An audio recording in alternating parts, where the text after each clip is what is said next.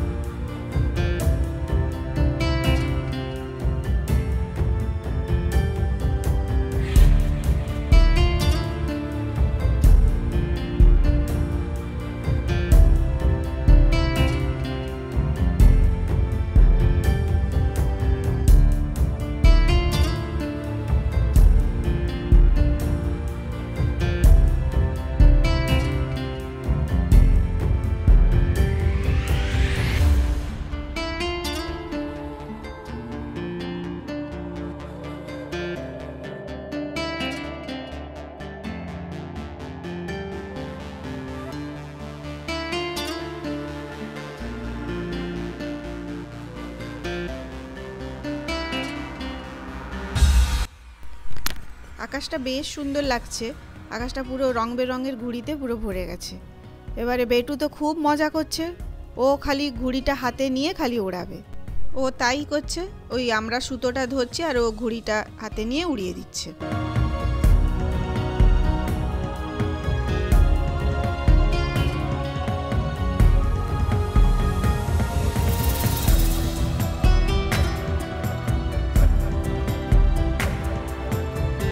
ঘুড়ি উড়িয়ে এবার আমরা ক্লান্ত, তাই এবার এলাম আমরা এবারে ফুড জোনের দিকে কিছু খাবার খেতে।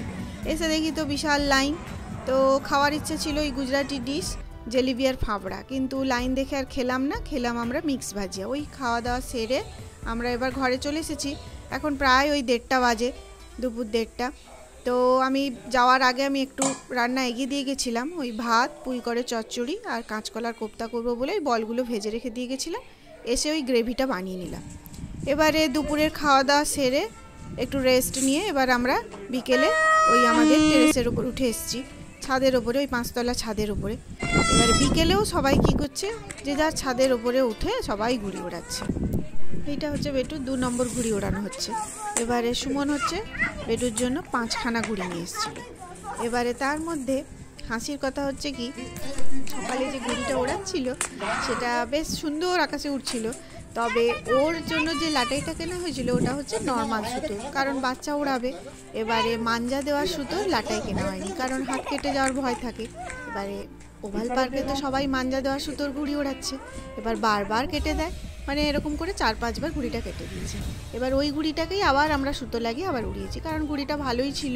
এই যে দেখুন আমাদের বিল্ডিংয়ে আরও একজন, ওরাও ঘুড়ি ওড়াচ্ছে। এই যে সমস্ত ছাদের ওপরে সবাই উঠে পড়েছে ঘুড়ি ওড়াতে।